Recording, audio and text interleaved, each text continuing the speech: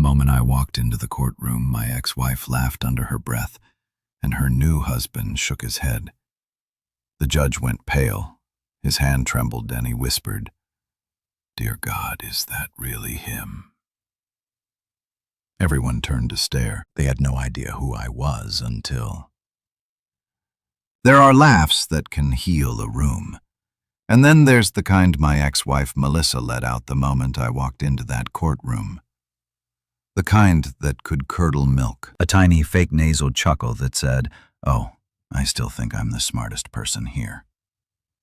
That same laugh she used when pretending to understand crypto. You know the one, Bitcoin's like Monopoly money, right? Yeah, that laugh. The sound of ego and high heels. Her new husband, Brandon, sat beside her, adjusting his too-tight suit like the room owed him extra oxygen.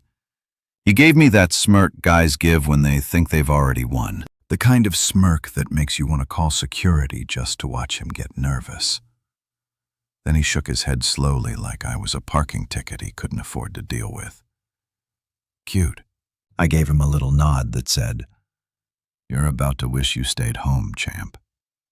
Then something strange happened.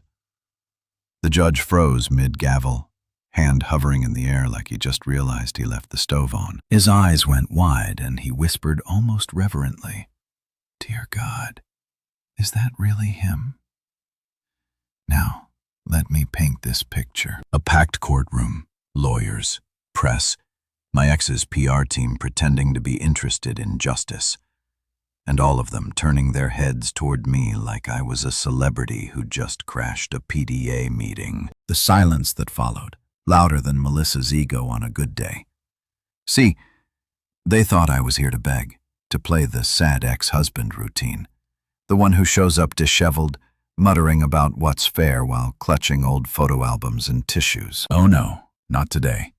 I was here to educate.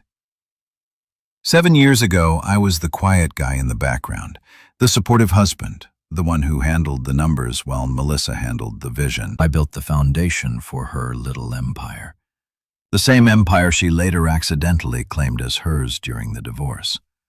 Yeah, she called it a clerical oversight. Like accidentally claiming the Taj Mahal because you happened to own a potted plant back then. She said I lacked ambition, that I was too comfortable, that I needed to think bigger. She said it while packing her designer suitcases and taking my golden retriever Max with her. She left with half my patience and all my self-respect.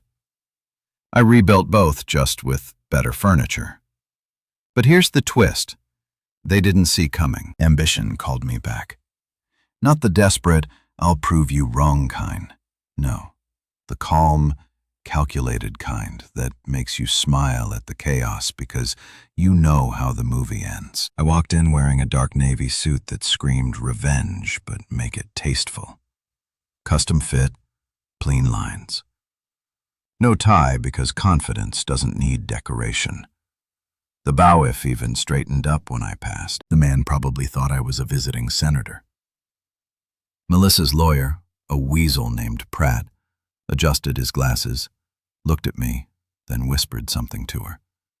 She leaned in, eyes narrowing, that fake socialite smile cracking. She wasn't expecting me to look successful. She wanted the version of me she left, the one drowning in spreadsheets and heartbreak, not the guy who'd turned those same spreadsheets into companies she couldn't afford to invest in. Now, Mr. Reed, the judge said, finally, clearing his throat. "It's been a while." "Good to see you, Your Honor," I said, voice steady. "Last time I was here, I was paying for someone else's ambition." Melissa's head snapped toward me. Brandon blinked. The courtroom chuckled softly. That little ripple of laughter you get when people sense blood in the water. I sat down next to my lawyer, Liam Cruz, my oldest friend, and the only man I trust with both secrets and sarcasm. He whispered, "You sure you're ready for this?" I smirked. "Oh, I've been practicing in the mirror for 7 years. Today's the recital." The judge flipped through the files like he was browsing a bad script. This is quite the situation. Property disputes, intellectual rights, patent ownership. He looked at Melissa. Mrs. Turner. "It's Reed," she said quickly, then hesitated. "I mean, it was Reed. It's Turner now." I smiled sweetly. "Yeah, we upgraded her last name during the recall." Brandon muttered something under his breath, probably about me needing therapy. I ignored him. Therapy was what I'd been doing for years. Except my version came with lawyers, LLCs, and a secret I'd been saving for just this occasion. As the judge continued, my mind drifted for a moment. 7 years ago, I'd stood in this exact courtroom. Same wood paneling, same stale air, same pitying glances. Melissa had worn white that day. Like irony was her favorite color. She said, "Julian, I just don't feel challenged by you anymore." That line stuck with me, not because it hurt, but because she said it like a CEO firing her in turn. I remember thinking, "You'll regret underestimating me." And oh, she did. The bailiff read out the case title, Reed versus Turner Holdings. It sounded poetic, like a remix of Karma with better rhythm. As the hearing began, I watched her. She kept glancing my way, tapping her nails against the desk like Morse code for panic. Her new husband whispered things to her, but she barely heard. For the first time, she looked uncomfortable. Good. The opposing lawyer started with his grand opening. "Ladies and gentlemen, this case is about greed, deception, and betrayal." I almost raised my hand. "You're half right. Just switch sides."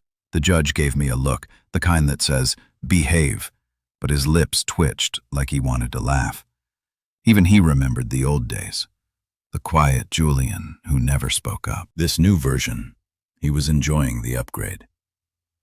When it was our turn, Liam stood smooth, confident, didn't even look at notes. "Your Honor," he began, "my client isn't here to argue over scraps. He's here to reclaim what was his and, ironically, what he built."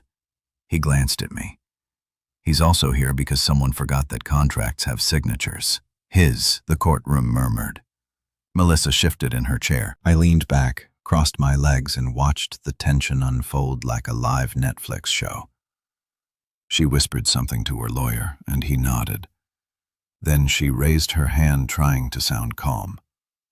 "Your Honor, this is absurd. My ex-husband is bitter because I moved on. This is harassment." I raised my hand. "Objection to her acting career." The courtroom erupted in laughter. Even the stenographer looked like she wanted to high-five me. The judge sighed, rubbing his temples. "Mr. Reed, please." "Sorry, Your Honor. Old habits." "Continue." Melissa glared daggers. "You think this is funny?" "Not yet," I said, "but I have good comedic timing." Brandon's face was turning red. He tried to look composed, but his jaw kept twitching. "You're pathetic," he muttered loud enough for the room to hear. I looked at him with that calm, collected smile I'd perfected over years of pretending to like her cooking. "Pathetic, buddy. You married the sequel." Boom. Gasps. A few chuckles. Even the judge's clerk bit her lip to hide a grin. See, what they didn't know, what none of them knew, was that I hadn't come to play defense. I came to set the stage. Everything after today would unfold exactly how I planned. This was just Act 1, and I'd written the script. I leaned forward slightly, hands clasped. "Your Honor," I said, "I have documentation, witnesses, and a few surprises. But before we dive in, I'd like to say something on record." The judge nodded cautiously. "Go ahead." I turned toward Melissa, locking eyes with her. The kind of look that makes someone wish they had sunglasses for their soul. 7 years ago, I walked into this room, a broken man. Today, I walk in as a man rebuilt with receipts. So before anyone assumes I'm here out of spite, let's make one thing clear. I'm not here to win her back. I'm here to collect what's mine and give her something money can't buy. Accountability. Silence. Absolute beautiful silence. You could hear Brandon's ego deflate. Melissa blinked twice, then forced that fake press-friendly smile back onto her face. But her hands trembled. She picked up a pen, dropped it, then laughed nervously. That same crypto laugh. Full circle. The judge nodded slowly. "Mr. Reed," he said, voice quieter now. "I think everyone here understands you perfectly."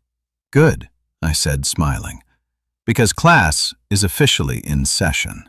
That's when the gavel struck, echoing like thunder through the courtroom. People whispered, cameras clicked, and in that brief electric moment I felt something shift. Not in the case, but in me.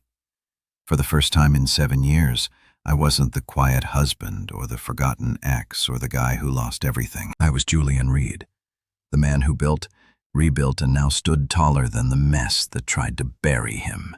Melissa's laugh had started this moment years ago, the same laugh that belittled my dreams, dismissed my patience, and mocked my silence. But this time, that laugh, it wasn't power, it was panic. And I swear when she glanced away, I almost laughed too. Not out of bitterness, but out of poetic satisfaction. Because that laugh, the one that started it all, it was about to echo right back where it belonged. 3 years after Melissa packed her designer luggage and my self-esteem into the same moving truck, I thought the universe had finally run out of ways to surprise me.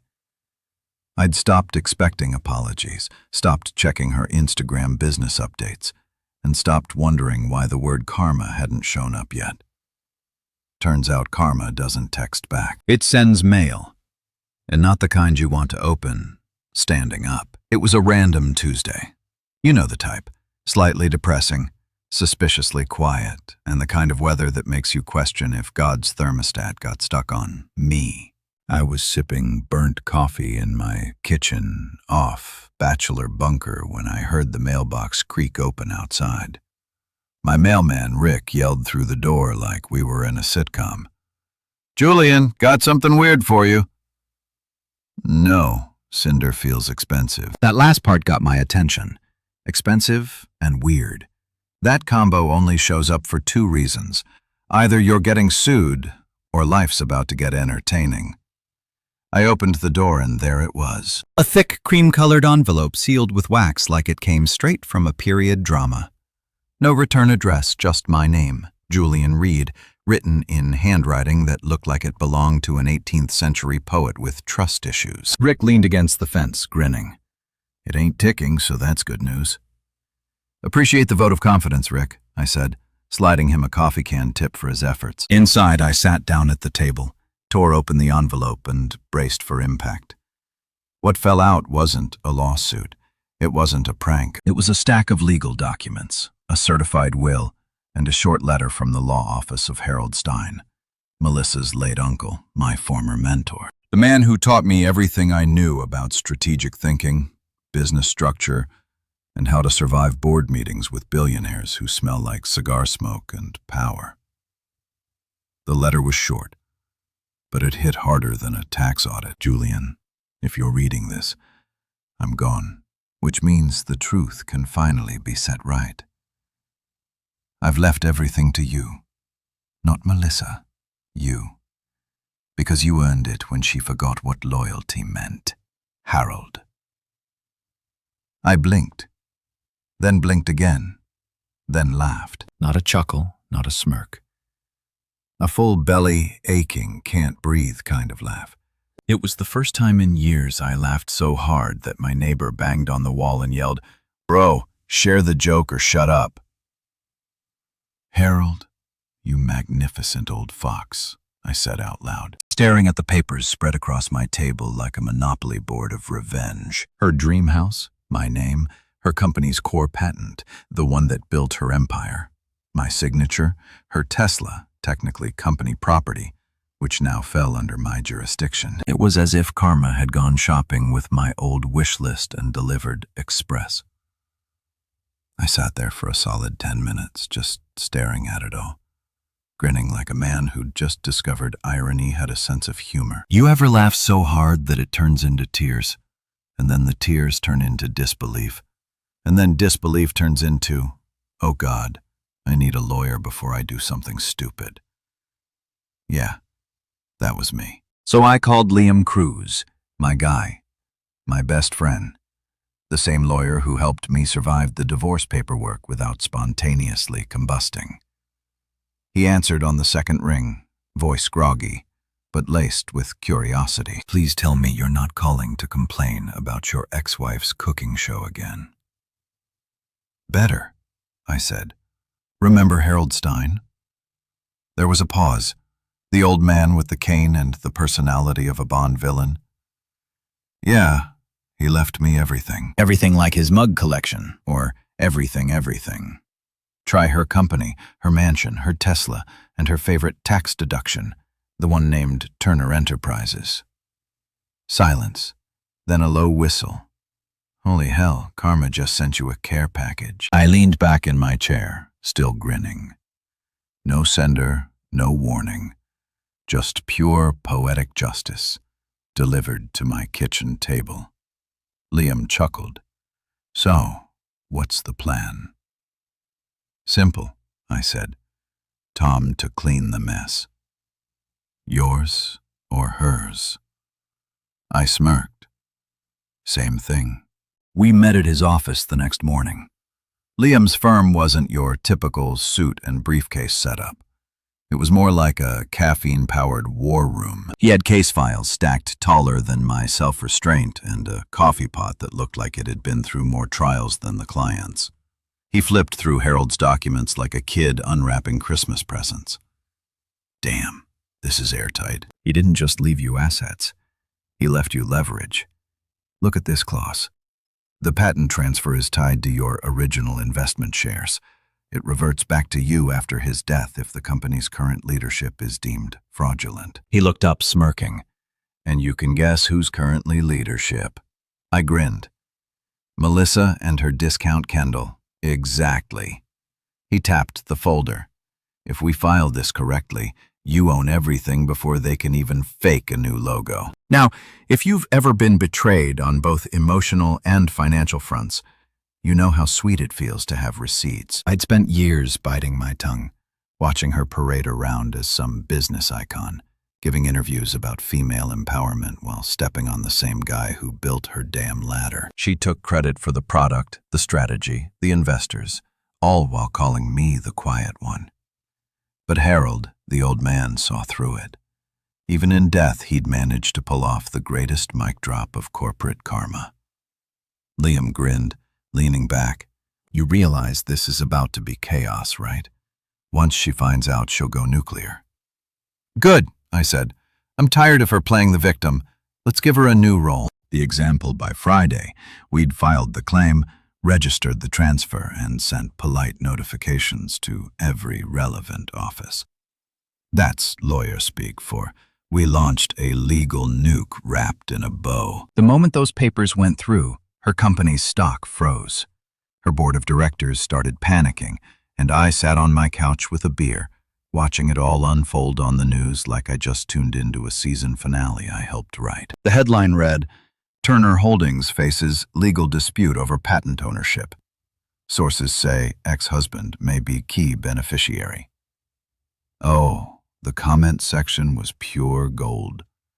People were tagging her in posts like it was a scavenger hunt for Schadenfreude. Her PR team tried damage control, calling it a misunderstanding. Yeah, misunderstanding. That's what I call stealing intellectual property, gaslighting a marriage, and still thinking you're untouchable. Around midnight, my phone buzzed. Unknown number. I answered, already guessing who it was. Julian. Melissa's voice came through tight and furious. You think this is funny? Funny? No, I said, sipping my beer. It's hysterical. You should try laughing for real sometime. You had no right. Actually, I cut in. Harold gave me all the rights. Literally, in writing, with witnesses. You want me to send you a copy, or do you prefer learning through headlines? She went quiet for a moment, then hissed. You'll regret this. Already did. I said it was called marriage. Click. End of call. Sweetest silence I'd ever heard. The next morning, Liam called. She tried to freeze the assets. Let me guess. Failed. Like her last attempt at sincerity. Perfect, I said. Then we moved forward. Phase 2, he laughed. You naming your revenge plan again? Not revenge, I said, sipping coffee. Education. We arranged a press statement, clean, professional, and with just enough bite to make her spin. It said Julian Reed, original co-founder and silent partner of Turner Holdings, has assumed legal ownership of the company's core patent portfolio following the wishes of late benefactor Harold Stein. Translation? I'm back, and I brought paperwork. By that evening, the internet was split into two camps. Teen Melissa, who believed she was the misunderstood genius, and Team Julian, who just wanted justice and maybe a t-shirt line. My inbox flooded with journalists, business analysts, and a few ex-colleagues who suddenly remembered I existed. Then, as if the universe wanted to add seasoning to the meal, a courier arrived at my door with another package, this time from Harold's estate. Inside was a handwritten note and a flash drive. The note read, Julian, if she ever laughs again, play this. I held that little USB like it was a grenade made of truth. I didn't know what was on it yet, but Harold didn't do drama without purpose. I slipped it into my desk drawer. The game was changing, and I was done being the pawn. That night, I sat on my balcony, watching the city lights flicker against the glass buildings. The same skyline Melissa once said she'd conquer. I raised my glass to it, smirking. Well, honey, I muttered, consider it conquered. My phone buzzed again, Liam this time. She's panicking, he said. Her PR's in meltdown. Her board wants answers. They can't spin this anymore. I smiled. Good. Let them stew. I'm just getting started. He chuckled. You know what, Julian? I think Harold would have been proud of this. Nah, I said, finishing my drink. Harold would have called it overdue. I leaned back in my chair, letting the night wind brush past me. For once, I didn't feel like the underdog or the ex or the man who lost. I felt even balanced. The universe had hit reply all. Injustice had copied me in. Sometimes life doesn't give you a fair ending, but every now and then, if you're patient, if you play it smart, if you let karma drive, it delivers a sequel better than you could have written yourself. And this one, oh, it was just getting good. There's something about hearing a dead man's voice that makes you question everything. Your sanity, your life choices, even your Wi-Fi connection, especially when that dead man happens to be Harold Stein, my late mentor, Melissa's rich uncle, and the human embodiment of I told you so. It started 3 days after I found out he'd left me everything. Liam and I were kneed in legal chaos, buried in documents, signatures, and 1,000 emails from people who suddenly wanted to reconnect. You know how it is. Go broke and everyone forgets your number. Get rich again, and they find it faster than the IRS. We were in Harold's old office, the one downtown that still smelled like cigar smoke and old money. It hadn't been touched since his funeral. Dusty bookshelves, heavy drapes, portraits of men who looked like they scolded their children for smiling. The place screamed, "Legacy!" with a side of guilt. Liam was rummaging through Harold's filing cabinet, muttering curses about missing paperwork. I was leaning against his mahogany desk, scrolling through my phone, pretending to help. That's when he said it.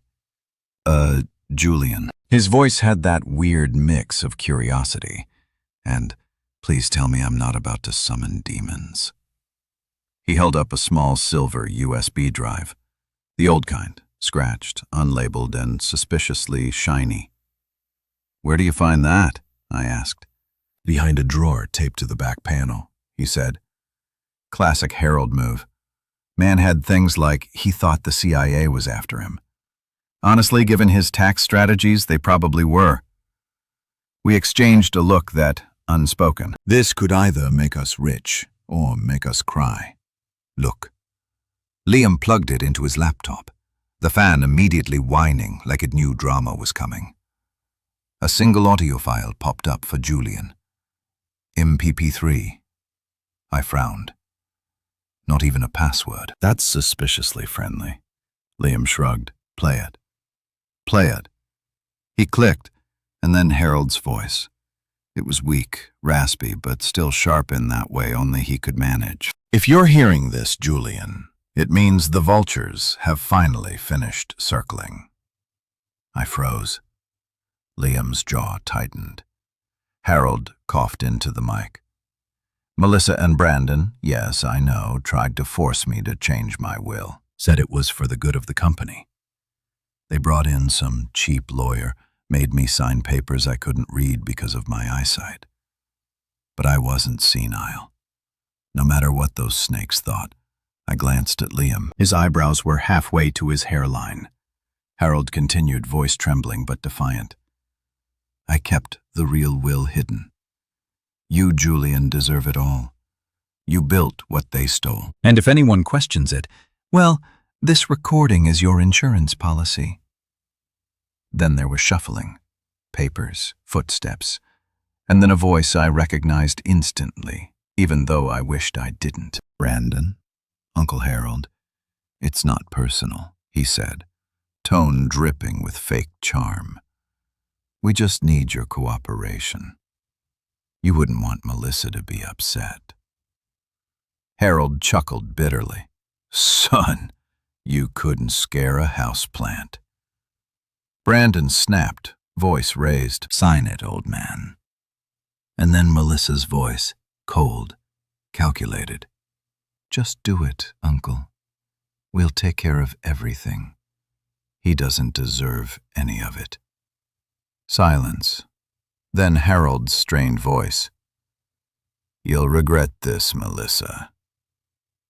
End of recording. For a moment, the only sound was Liam's laptop fan and my pulse doing backflips. Holy hell, Liam whispered.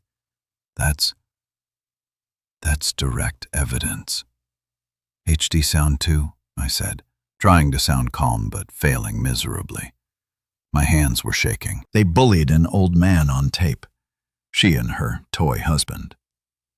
He leaned back, rubbing his temples. Julian, this isn't just civil anymore. This is criminal-level stupid.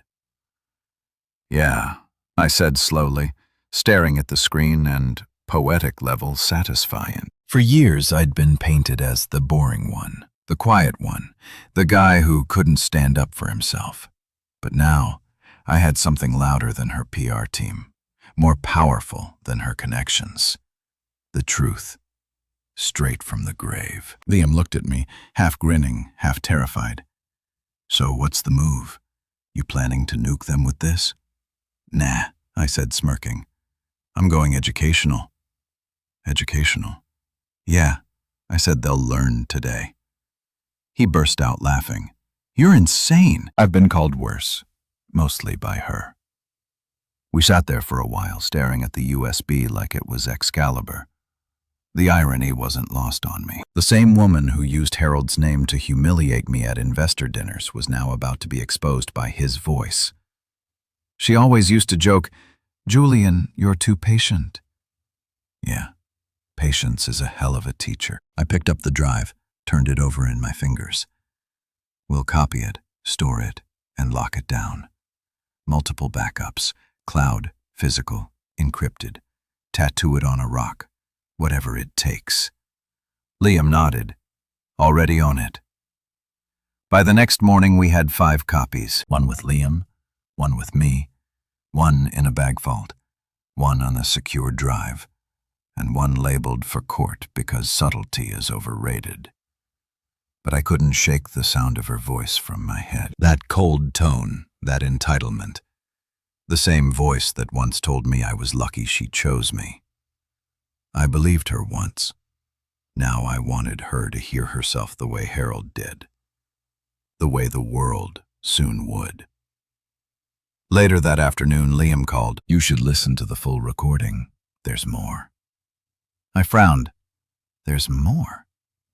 "Oh yeah, you stopped it too early. Play it." He sent me the rest. A short final message Harold had added at the end, one that wasn't in the first playback. "Julian," Harold said softly, "when the time comes, don't just fight them. Teach them. The best revenge isn't destruction. It's demonstration. Show them what integrity looks like when the lights are on." Then a chuckle. "Also, check the red folder in my bottom drawer. You'll need it." Click. End of file. Now, if you've ever gotten advice from a ghost, you know it's hard to ignore. So, back I went to his office the next morning. The place was still gloomy, dust dancing in the sunlight like bored spirits. I knelt, opened the bottom drawer, and sure enough, a thick red folder. Inside were signed statements from board members, notarized copies of his real will, and even photos of the fake signing session. Harold had covered every base like a man who'd lived through too many family dinners. I just stood there for a moment, holding that folder, feeling something between grief and vindication. The old man had believed in me even when I didn't believe in myself. I looked up at his portrait on the wall, stern eyes, half smile. "You sneaky genius," I whispered. "You really planned this?" Liam called again. "You good?" "Good," I said, smiling faintly. "I'm about to be great." We met again at his office that night, rain tapping against the windows like a drum roll. He spread everything out on the table, the audio file, the documents, the folder. "You realize this is a slam dunk, right?" "Yeah," I said, "but I don't want a slam dunk. I want a standing ovation." He chuckled.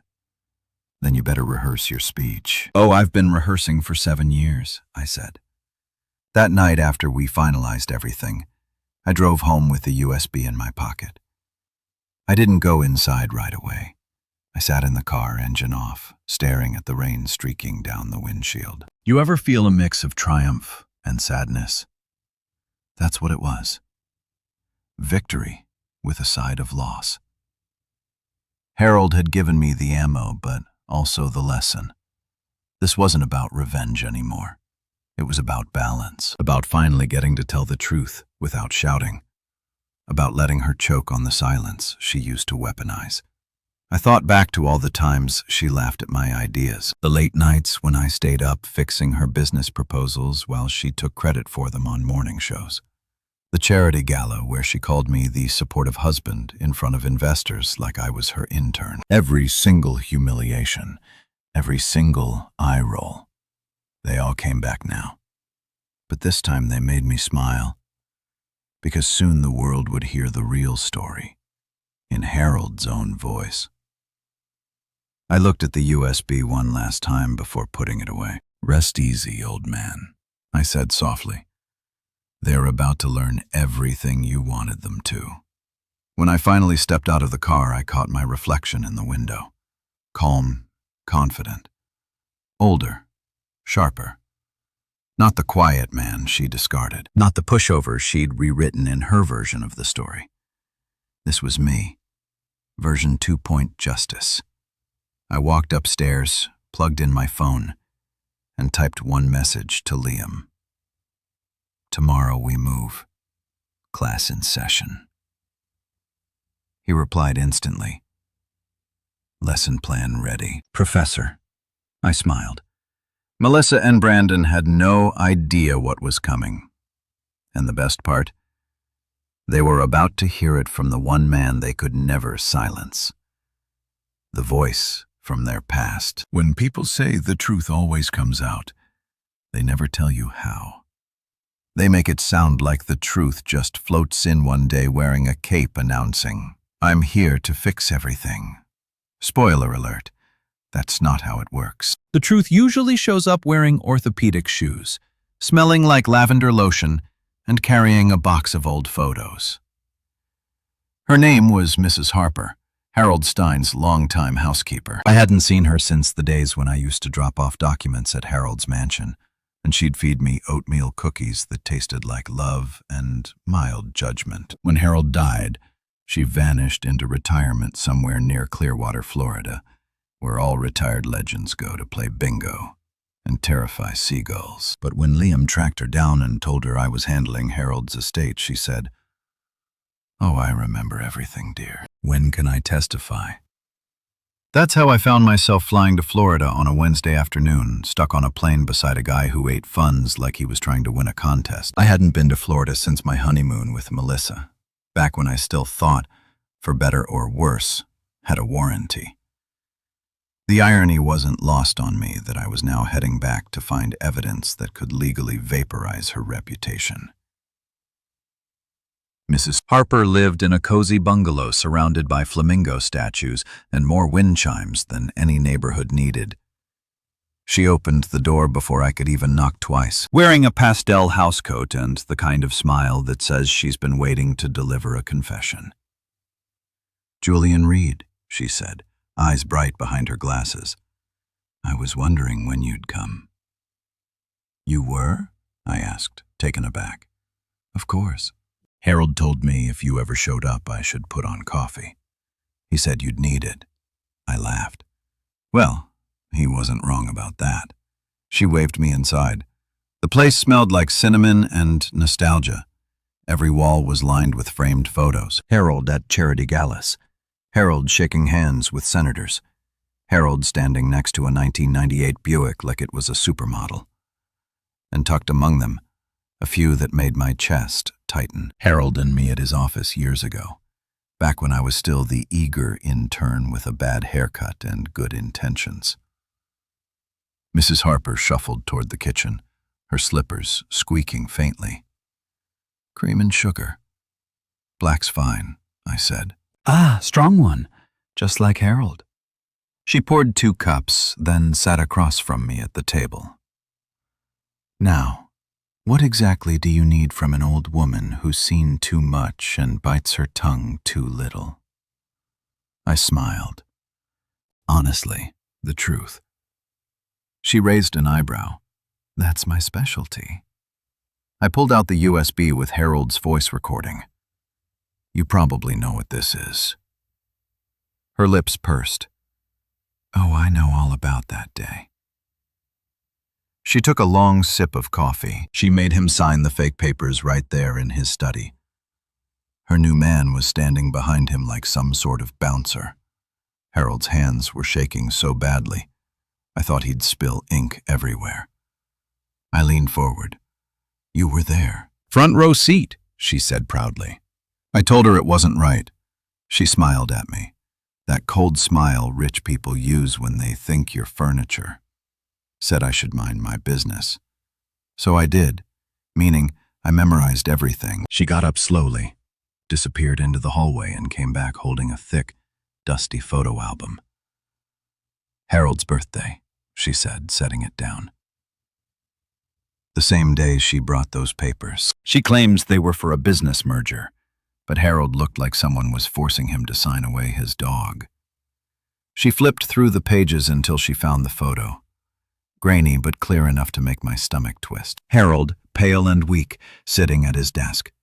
Melissa is standing beside him, red nails clutching a pen, that fake smile plastered on her face.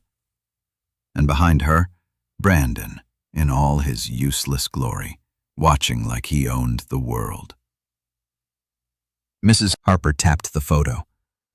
That's the moment. See her hand. She's holding the paper right over the Rio.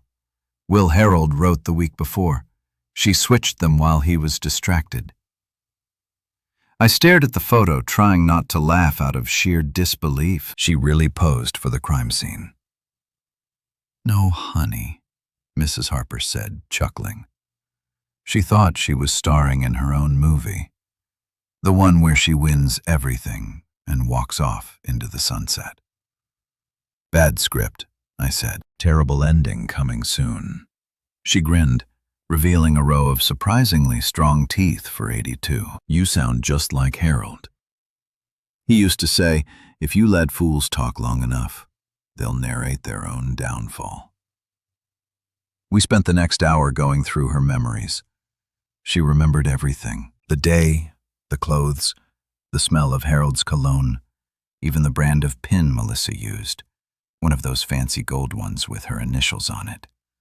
She said, bought it special for the occasion. Probably thought it made her look powerful. Yeah, I said, because nothing screams legitimate like committing fraud with personalized stationery. When she was done, I sat back feeling a mix of gratitude and rage. Mrs. Harper, would you be willing to testify? She didn't hesitate. I'm 82, son, but for that woman, I'll wear heels. I nearly spit out my coffee. You're serious? Serious is heartburn. She made Harold cry that day. I'll never forget that. And nobody makes a good man cry on my watch. Legend. Absolute legend. Before I left, she insisted on packing me cookies for the road and made me promise to call if I needed reinforcement. I told her I might just hire her as my publicist. When I got back to the car, I sat there a minute holding the photo she gave me. Harold's tired eyes, Melissa's triumphant smirk, Brandon's smug expression. I could practically hear their arrogance through the picture. I snapped a photo of it on my phone and sent it to Liam with one line. Found our eyewitness, and she's ready to rumble. He replied 2 minutes later. Tell me she's not senile. She's sharper than both of us combined. Perfect. Then we moved to stage 2. Public humiliation with receipts. By the time I landed back home, Mrs. Harper's testimony had already been drafted, notarized, and filed. Liam was a machine. We've got audio, visuals, and now a witness, he said. At this point, the only thing missing is popcorn. Don't tempt me, I said. I might actually bring some to court. He laughed. You're enjoying this too much. Correction, I said. I'm enjoying justice finally catching up. I'm just giving it directions. The next morning, Melissa's PR team dropped a carefully worded statement. Something about unfounded allegations and distortion of facts by a bitter ex. Classic. I almost admired their commitment to spin. Almost. But I had something better. A grandma with receipts. That afternoon, Liam called, barely containing his amusement. Guess who just tried to reach out to Mrs. Harper? Melissa. Yep. Offered to pay for her silence. Offered to help her with her medical bills. I snorted. She really thought she could bribe an 82-year-old woman who eats moral integrity for breakfast. She didn't just think it. She recorded it. Who did? Mrs. Harper. Apparently, she's been recording her calls since 2007. She said she doesn't trust these modern hussies. Her words, not mine. I was speechless for a second, then started laughing so hard I had to sit down. We're going to win this thing on nostalgia and sass alone. Mrs. Harper sent us the audio that night. You could hear Melissa's fake kindness dripping through every syllable. Mrs. Harper, darling, I just wanted to make sure you're comfortable. Maybe we could come to a private arrangement. And then Mrs. Harper's reply, smooth as butter. Oh, sweetheart, I don't make arrangements with liars, but I'll save you a front row seat at court. I almost fell off my chair listening to it. The woman was unstoppable. We added that recording to the evidence list. Liam grinned like a kid on Christmas morning. You realize we just turned her whole narrative into confetti, right? Oh, I realize, I said, but let's not rush the parade. I want her to watch it fall. That night, I sat in my living room, the documents spread out before me. The USB, the photos, the witness statement, the call recording. All of it neatly arranged, like trophies of poetic justice. I thought about Harold again, his words echoing from that recording. Don't just fight them, teach them. Yeah, I thought. Lesson plan approved. Sometimes revenge isn't a grand explosion. It's a slow, precise dismantling, piece by piece, truth by truth. And tonight, I realized that even the smallest piece, like a photo from an old maid's album, could crack an empire built on lies. Before heading to bed, I texted Mrs. Harper a simple thank you. She responded within 2 minutes. You're welcome, dear. I'll start practicing my courtroom smile. Should I bring cookies? I grinned. Definitely bring cookies. Because when this was all over, I wanted Melissa's downfall to taste just a little bit sweet. You ever get a text so shady it deserves its own thunderclap? That was me. Tuesday night, 8:47 p.m. Scrolling through my phone when her name popped up, Melissa.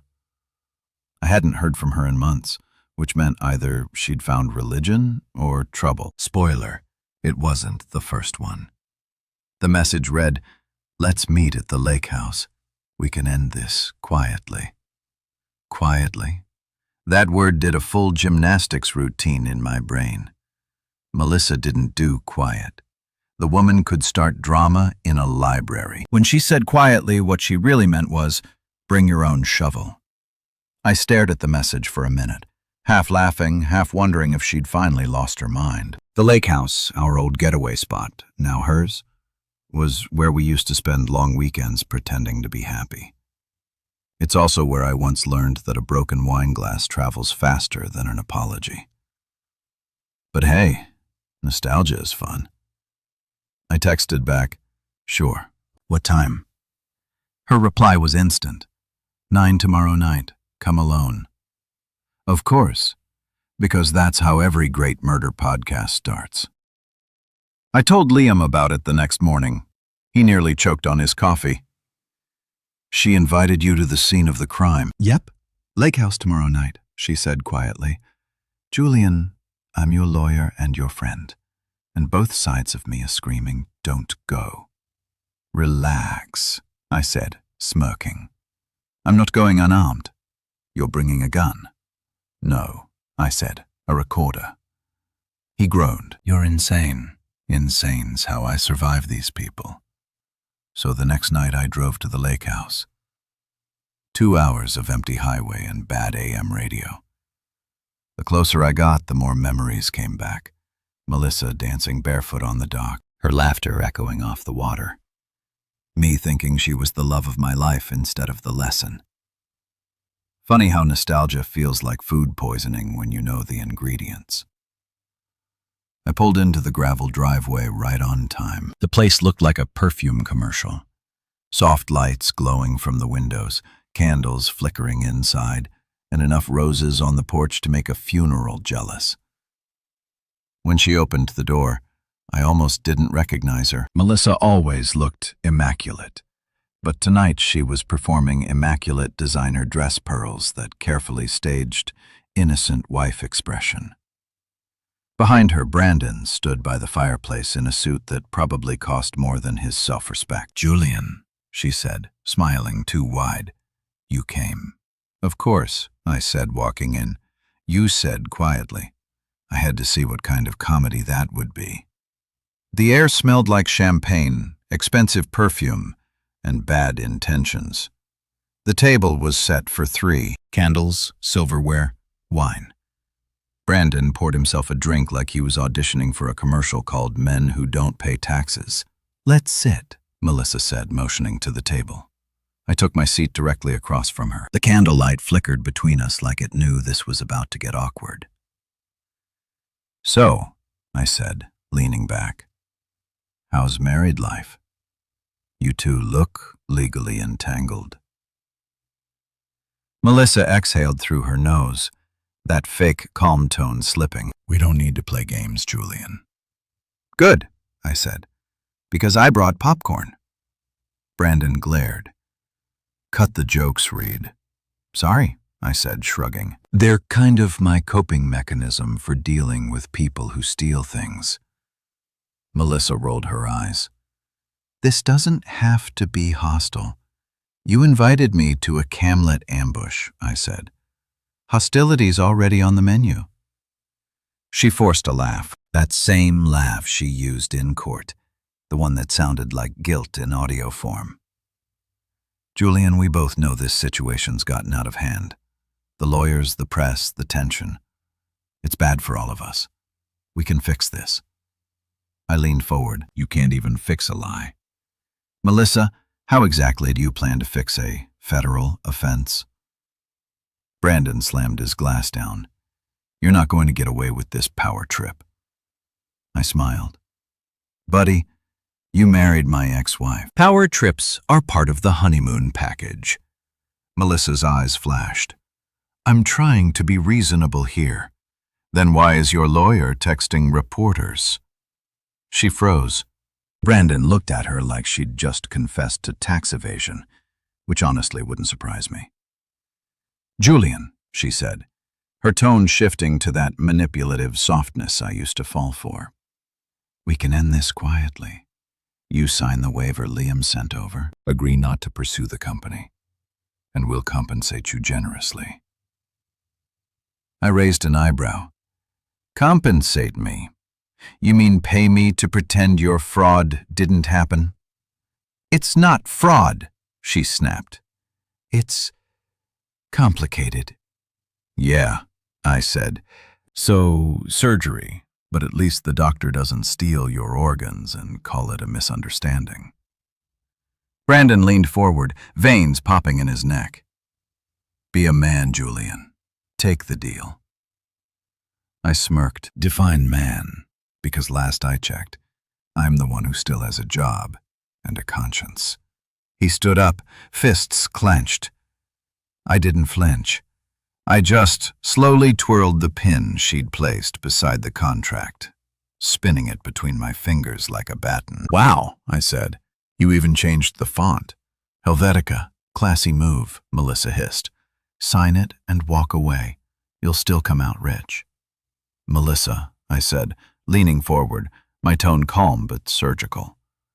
Rich isn't just about money. It's about peace. You traded yours for Instagram followers. Her expression cracked. Brandon muttered something about ungrateful bastards and poured another drink. I clicked the pen, letting the sound echo in the silence. My recorder, tucked in my pocket, was picking up every word. You really think people will believe you? She sneered. You, the quiet ex, the nobody. You'll be laughed out of court. Maybe, I said, smiling. But the laughter won't be mine. She frowned.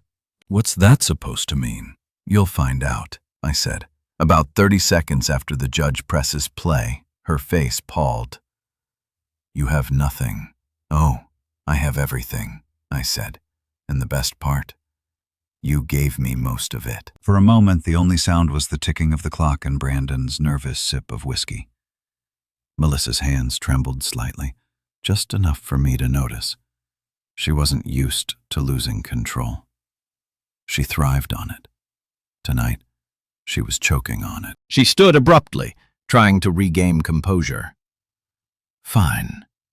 If you want to go down this path, so be it. But don't expect me to hold back. Sweetheart, I said, standing too. You've been holding back the truth for years. It's about time you let something honest out. Brandon muttered. You're going to regret this. Funny, I said, smiling. That's what your accountant said before the audit. Melissa gasped. What audit? Oh, come on. You think Liam didn't dig? You've been moving funds from Harold's trust through dummy accounts in Turner Holdings for years. But don't worry. I'm sure the prosecutor will understand. Her face drained of color. You wouldn't I? You stole from your dying uncle. I'm just returning the favor. Interest included. For a second, I thought she might actually throw her wine glass at me again. Old habits die hard. But instead, she grabbed the contract, tore it in half, and hissed.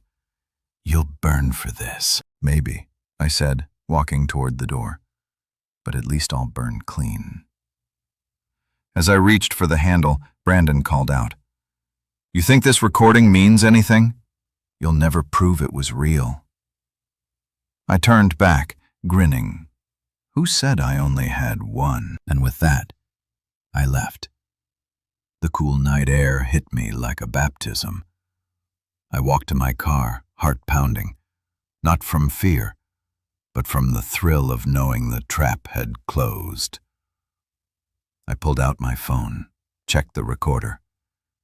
Everything was there. Her offer, his threats, her panic. Crisp audio, the kind of evidence that makes prosecutors salivate. As I started the engine, I caught one last glimpse of the lake house in the rearview mirror.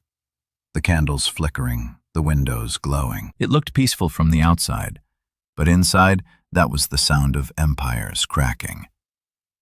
Halfway down the road, my phone buzzed. Text from Liam. "You alive?"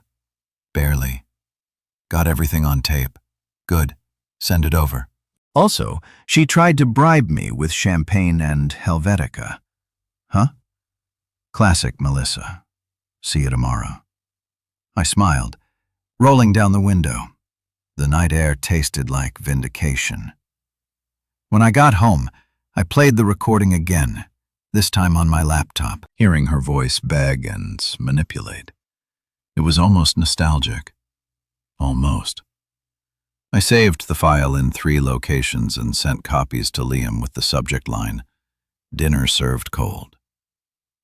Then I poured myself a drink, whiskey, 2 cubes, no regrets, and toasted to Harold wherever he was. "Hope you're watching, old man," I said quietly. She's finally learning. And for the first time in years, I laughed. A real one, not the bitter kind, because this time, I wasn't laughing at my pain. I was laughing at the ending she'd written for herself. Dinner was over, and the main course, justice. If there's one thing I've learned about powerful idiots, it's that they always assume loyalty can be rented. They think everything has a price. Integrity, silence, friendship, even memory. That lesson got reinforced the next morning when my phone lit up with the kind of call you only get when someone's backed into a corner. I was mid-sip on my second cup of coffee, halfway through reading an article titled, "How to Avoid Your Ex in a City of 8 Million People," when Liam called.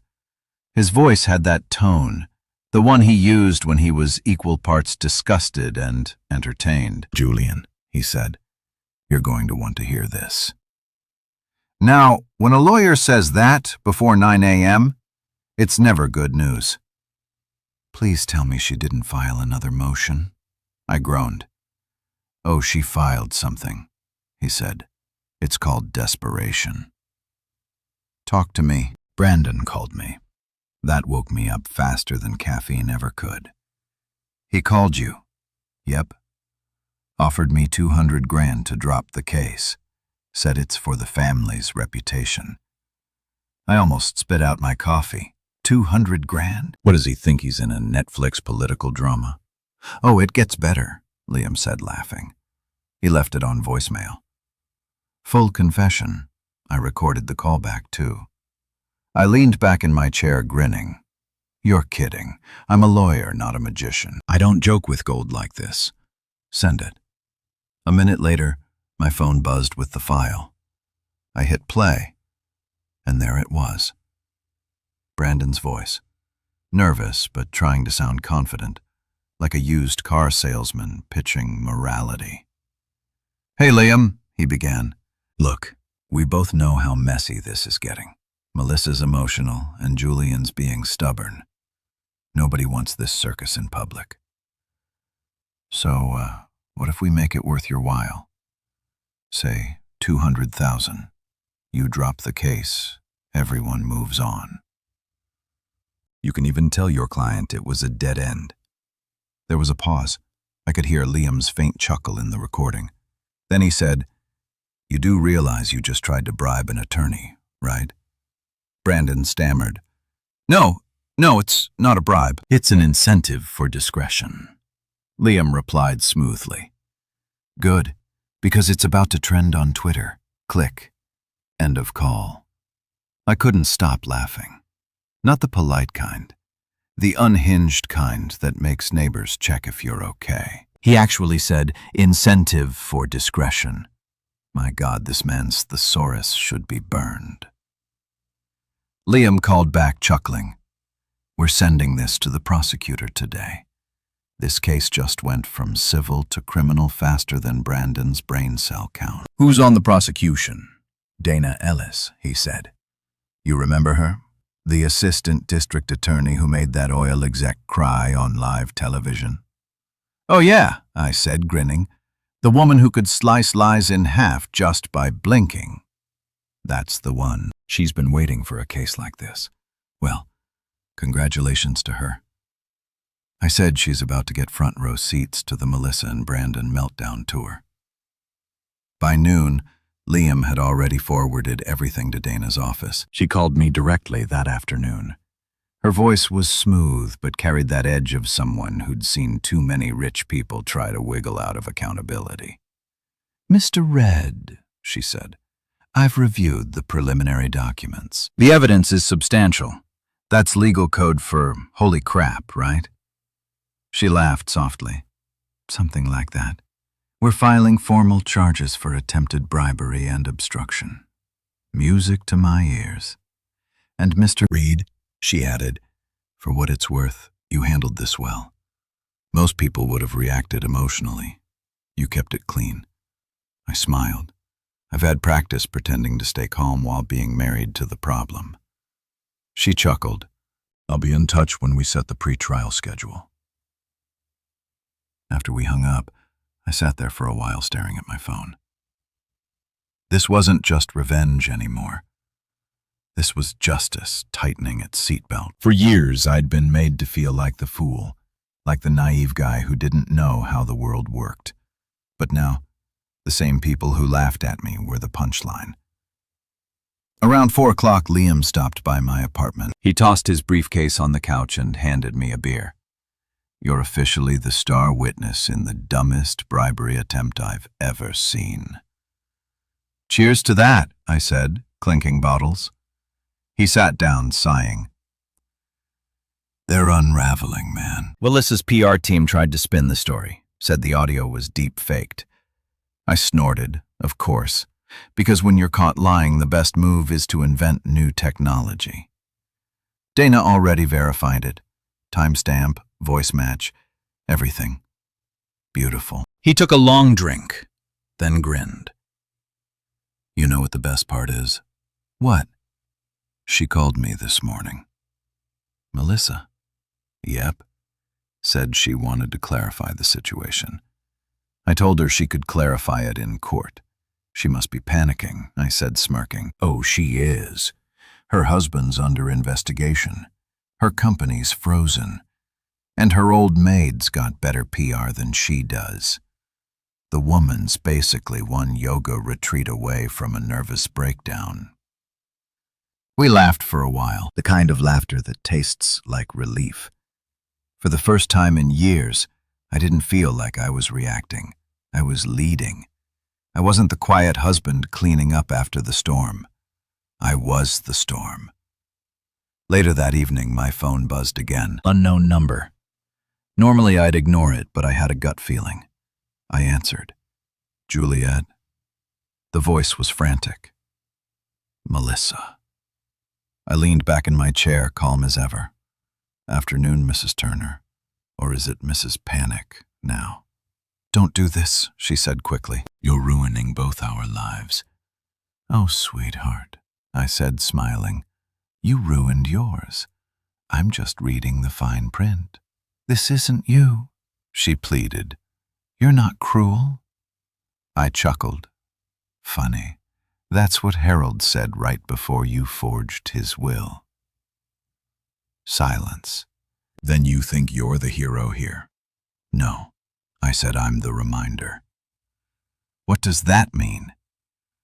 It means you spent years pretending consequences didn't exist. I'm just reintroducing you too. She inhaled sharply, trying to stay composed. We can still make this go away. Name your price. See, that's your problem. I said, you keep mistaking my principles for a negotiation. Julian, please. No, I cut in voice firm. Save it for the deposition, and bring your husband. I think the prosecutor wants to hear his incentive for discretion speech again. I hung up before she could respond. For a moment, I just sat there, the silence around me thick and satisfying. She'd finally run out of manipulation, out of smirks, out of ways to twist the narrative. The Queen of Control had lost her script. The next morning, Dana called again. Mr. Reed, just confirming the bribery case has been added to the larger fraud file. We'll be moving quickly. My office appreciates your cooperation. Happy to help. I said, you might want to bring popcorn to court. It's going to be cinematic. She laughed. Trust me, I'm already reserving a seat. When I hung up, I realized something. I wasn't angry anymore. The bitterness that had fueled me for years had turned into something quieter. Focus. Justice doesn't always roar. Sometimes it hums while sipping coffee. I spent the rest of the day going through files, cleaning up the last details for Liam. He dropped by later with a smug grin. Guess who just called me again? I sighed. Brandon. Bingo. This time he offered $300,000. I laughed. Inflation's a killer, huh? Yep. And he started the call with, this isn't a bribe, it's an opportunity. I nearly fell out of my chair. Please tell me you recorded that too. Of course I did. It's practically a hobby now. We both cracked up. Then, as his laughter died down, he looked at me more seriously.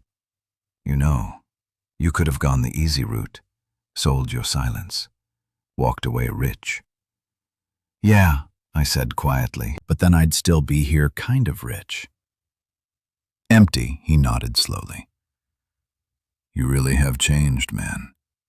Maybe, I said, or maybe I just finally stopped being polite about my piece.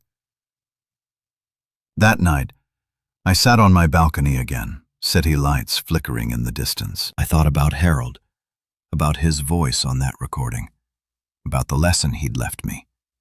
Don't just fight them, teach them.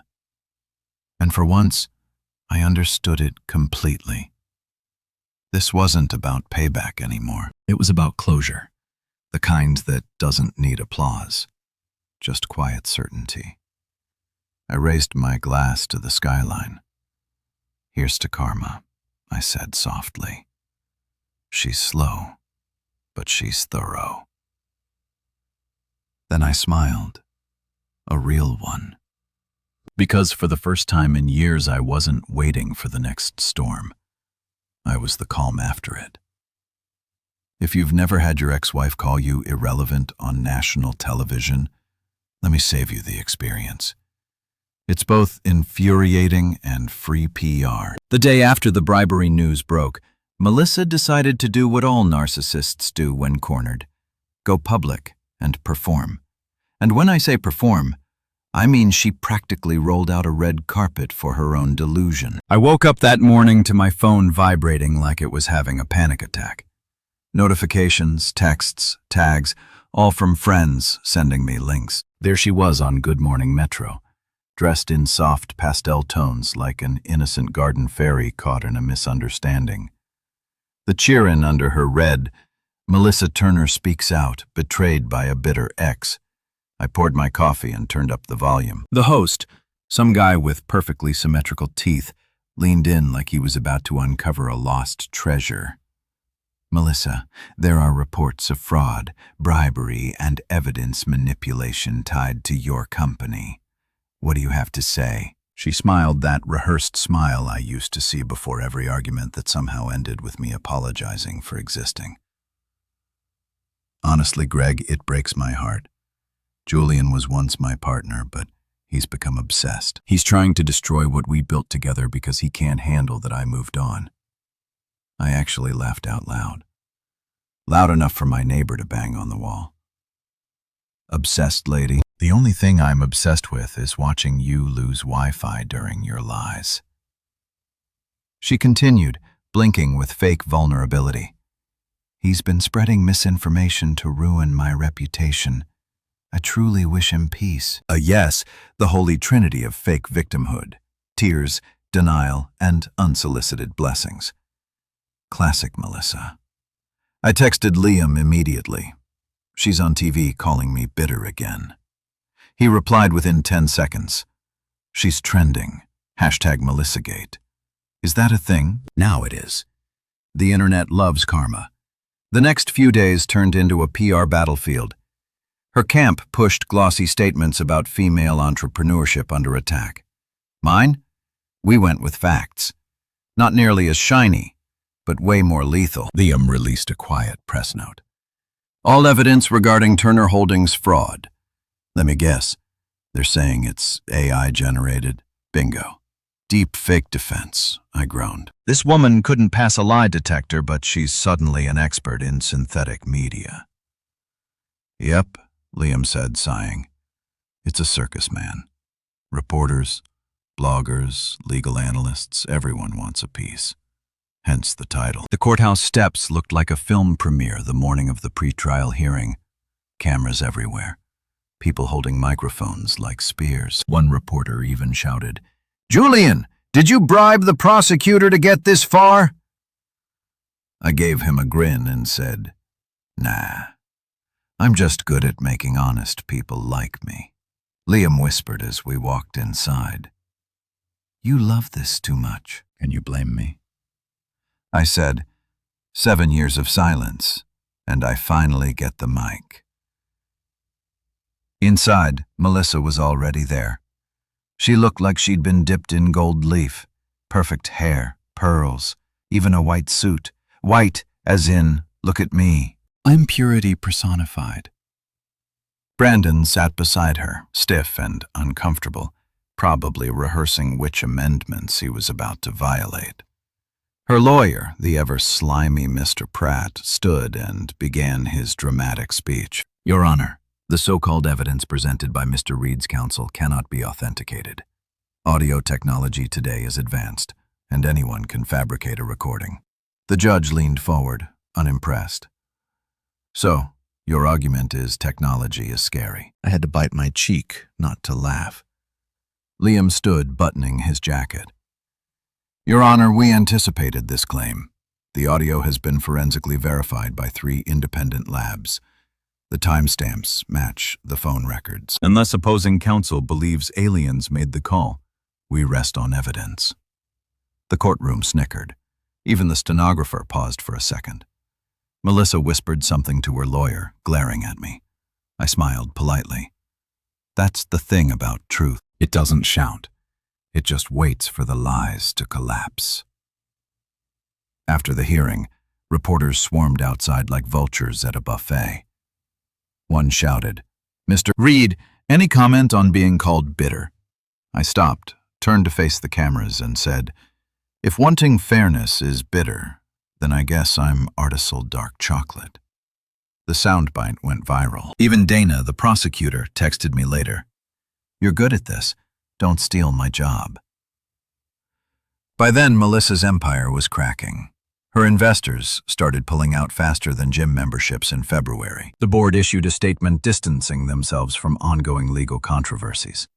Translation, we'd rather not drown with her. One of her old friends even sold her out to a gossip blog, confirming she'd been stressed, erratic, and convinced Julian hired hackers. I didn't, though I briefly considered sending her a fake invoice for emotional labor. Then came the tabloids. They labeled the entire ordeal. The Turner takedown covers read things like "Love, Lies, and Lawsuits" and "Ex-husband outsmarts corporate queen." Normally, I'd hate the attention, but honestly, watching her scramble to control the story was better than Netflix. A week before the official trial date, I found myself in my office surrounded by folders, statements, and about 12 cups of coffee. Liam was on the couch, half asleep under a pile of paperwork. "You know," he muttered, "you could have just moved on." I looked up from my desk and deprived the public of this masterpiece. "No way," he chuckled. "You've gone full petty philosopher." Hey, pettiness with purpose is just strategy in heels. We laughed, but underneath it, I felt something else. Peace. The kind that doesn't need validation, just closure. I wasn't chasing revenge anymore. I was defending dignity. Mine heralds, even the truths. A few days later, another text from Melissa came through. Longer this time, clearly written during one of her late-night panic spirals. "I know you think you've won, but this will destroy both of us. You can't fix pain by inflicting it. Stop before it's too late." I read it twice, then replied, "Too late was 7 years ago. This is just me turning the lights back on." I didn't hear from her again after that. The final week before trial felt weirdly calm. The chaos was still there. The media, the hashtags, the gossip. But inside me, stillness, like I'd already made peace with whatever came next. The morning before the trial, I stopped by Harold's grave. It was quiet. No reporters, no noise. I placed a single white rose on his headstone and said, "You were right, old man. They taught themselves the hard way." Then I added, smirking, "And don't worry, I kept it classy." When I got back to the city, Liam texted, "Everything's set for tomorrow. The DA's ready. We're walking in with confidence and caffeine." I texted back, "Good, because tomorrow the circus ends." But deep down, I already knew it wasn't just their circus. It was mine, too. I'd been part of it once, smiling on command, clapping for the illusion. The difference now was that I finally knew where the exits were. As I shut my phone and leaned back in my chair, I laughed softly to myself. The world could call it petty. They could call it dramatic. But me? I called it closure in 4K with surround sound. Tomorrow wasn't just the trial. It was the encore. Courtrooms have this weird smell, part coffee, part paper, and part panic. It's like justice has a scent, and it's nervous. The morning of the trial, I walked through those courthouse doors feeling like I was entering a movie I'd already seen a dozen times. Only this time, I wasn't the extra in the background. I was the main event. The place was buzzing. Reporters, cameras, whispers, all that cinematic chaos that makes lawyers secretly love their jobs. My story had turned into a public spectacle. Turner versus Reed, or as Twitter called it, X-Wars, the final hearing. People were lined up outside like they were waiting for concert tickets. You'd think Taylor Swift was testifying. When I entered the courtroom, heads turned. Not in that, "Oh no, it's the defendant" way, but in that, "Wait, that's him." The calm guy who torched a scandal away. I was wearing a charcoal suit, no tie, simple watch, confidence in fabric form. Liam leaned over and whispered, "You ready?" I smirked. I've been ready since she laughed in my face 7 years ago.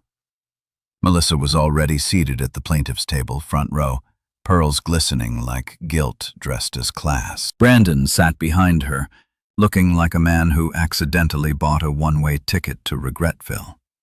Her lawyer Pratt had that cocky grin lawyers wear right before losing. Judge Harris entered, an older man with tired eyes and the face of someone who'd seen too many divorces and not enough therapy. "Court is now in session," he announced. The gavel hit the wood, echoing like thunder over fragile egos. Dana Ellis, the prosecutor, sat across from Liam. Sharp suit, sharper tone. If confidence could be bottled, hers would be labeled premium-grade justice. The first hour was dull procedural stuff. Objections, evidence, admissions. You know, the appetizer before the chaos. Then, Pratt stood up and started his performance. "Your Honor," he said dramatically, The defense's entire case rests on fabricated materials. My client has been vilified by the media, betrayed by former associates, and smeared by a bitter ex-husband who cannot accept her success. Melissa did this thing where she lowered her eyes and nodded like a saint forgiving sinners. Classic move. The jury looked mildly sympathetic for about 10 seconds. Dana stood next. Your Honor, the evidence will show that Mrs. Turner and her husband knowingly falsified documents, coerced a dying man, and attempted to bribe counsel representing the rightful heir to Harold Stein's estate. Cue the gasps. Even the stenographer paused mid-typing. Pratt scoffed. Bribe. That's ridiculous. Dana didn't even blink. We have recordings, Mr. Pratt. Multiple. Would you like to hear them, or keep pretending? The judge sighed. Proceed. The first audio clip played. Brandon's voice filled the room. We just want to protect the family name. 200,000 should cover discretion. Every head turned toward Melissa and Brandon. He froze, his jaw tight. She whispered something at him. Probably, you idiot. Then Dana queued up the next one, Harold's voice, the one from the USB. That shaky, weary tone of a man betrayed. Melissa and Brandon forced me to change my will, but I kept the real one. Julian deserves it all.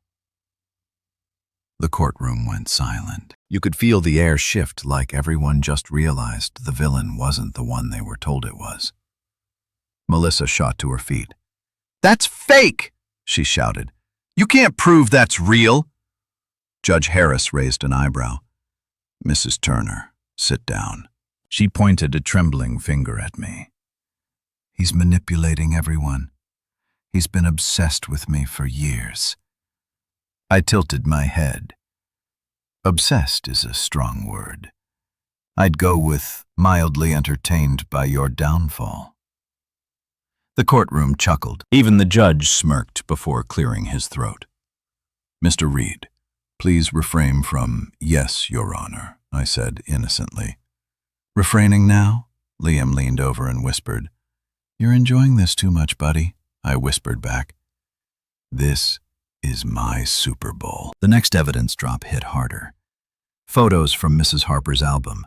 Melissa pen in hand, Harold looking frail beside her, Brandon lurking in the background. Dana narrated each image like a museum guide of fraud. Here we have the defendants, staging a false signing while the witness, Mrs. Harper, was present and later threatened into silence. Melissa slammed her hands on the table. She's lying! Dana smiled sweetly. Then she must have lied to the recording device too, because she captured your call, offering her medical assistance for cooperation. At that, Brandon groaned, running a hand down his face. I couldn't resist. I leaned toward Liam. You think he's wishing he'd taken that bartending job now? Pratt tried to regain control. Your Honor, my clients are victims of manipulation. By who? The judge asked flatly. He hesitated. By Mr. Reed. The judge blinked slowly. So the man who provided the real evidence manipulated the ones who forged a will and bribed an attorney. Pratt stammered in a manner of speaking. Try speaking better, the judge said dryly. The courtroom laughed, the sound of justice, sweet and sarcastic. Dana wasn't done. She pulled out Harold's handwritten letter, the one Liam had kept locked in the vault. This, Your Honor, is Harold Stein's final statement, notarized and witnessed independently. She began to read. If Julian stands before this court, he already carries more honesty than the rest of them combined. Melissa's face drained of color. Her lawyer looked like he wanted to melt into the carpet. The judge leaned back, exhaled slowly, and muttered, This isn't civil. This is criminal. Boom! Mic drop. If microphones were allowed in court.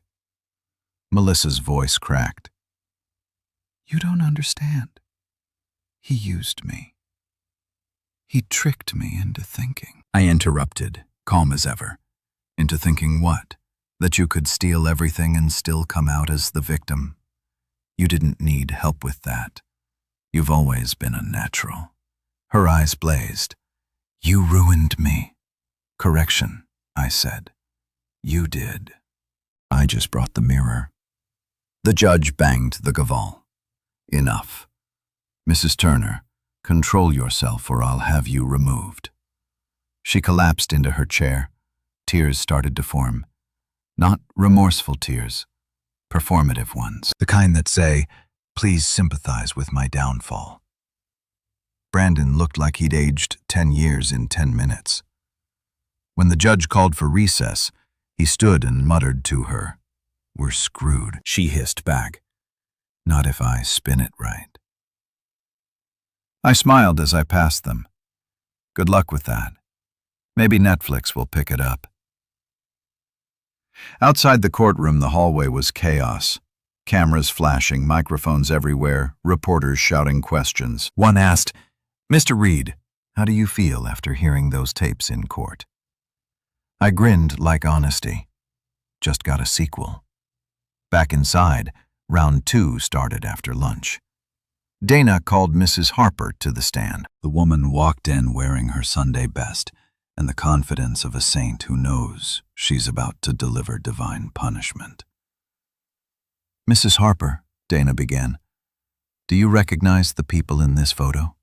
"Of course," she said proudly. "That's Harold." "That's Melissa.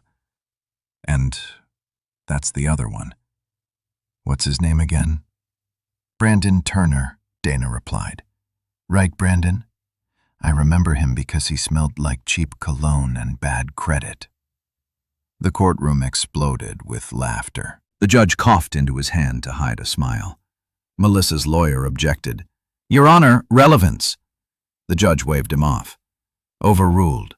The witness can continue.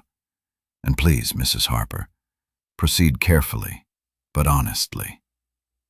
"I always do," she said sweetly. Unlike some people, her testimony sealed it.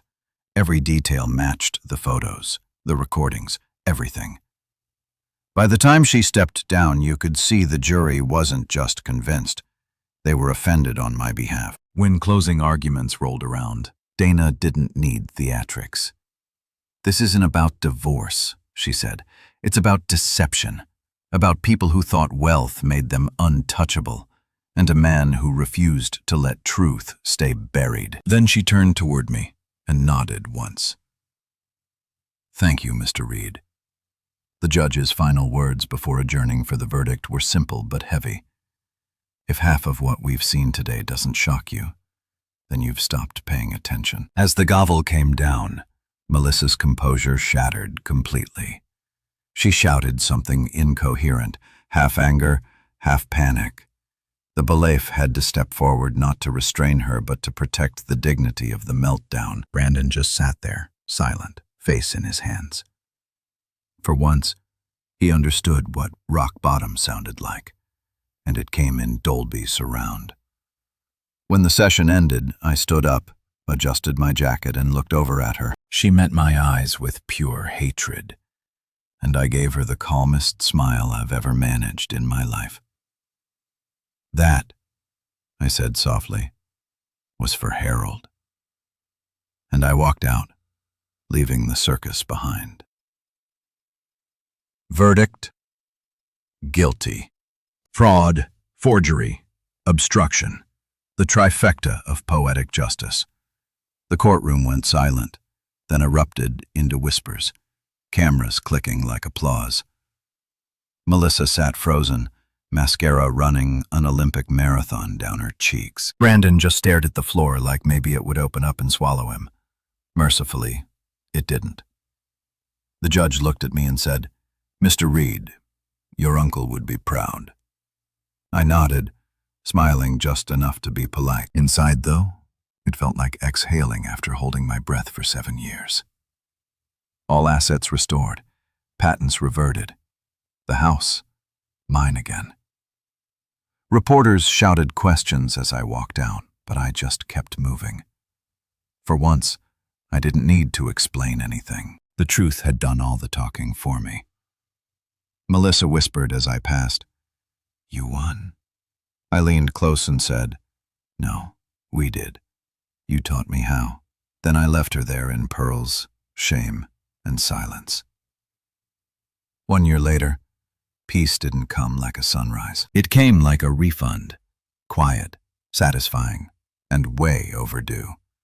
I'd opened the Reed Institute for Legal Integrity downtown, a fancy way of saying a place where people learn not to become their own scandals. The irony wasn't lost on me. I was now teaching others how not to do exactly what Melissa did: underestimate patience, misplace honesty, and overestimate their own cleverness. Reporters still tried to frame me as the man who turned revenge into philanthropy. I preferred my version. The guy who got tired of stupid people winning. When one journalist asked if I did it for revenge, I laughed. "No," I told her, "revenge yells. Justice hums while sipping coffee." The lake house eventually became mine again. I didn't sell it. I kept it like a trophy and a warning label in one. Sometimes I drive out there, sit by the dock with a beer and listen to the quiet. The same water that once echoed her laughter now mirrored peace instead of pretense. Do I forgive her? Maybe. Do I miss her? Only when my Wi-Fi lags. That's how I know hell is real. Brandon took a plea deal. Melissa, she got community service and a lifetime subscription to regret. I heard she tried to start another business under a new name. Didn't work. Turns out the internet has a long memory. As for me, I'm doing just fine. Better, actually. My mornings are quiet. My coffee stays hot. And my name finally means something good again. People greet me with respect instead of pity. Even the barista down the street writes Mr. Reed on my cup. Now, sometimes when I'm locking up the office at night, I catch myself laughing softly. Not the bitter laugh I used to carry like armor, but a lighter one. The kind that says, "You made it out." Last week I drove back to the lake house again. Same dock, same view, different man. I tossed a coin into the water, not for luck, just to remind myself that I paid my dues and got changed back. As it sank, I said, "That's for Harold." The wind was calm, the ripples faded, and for the first time, the silence didn't feel empty. It felt earned.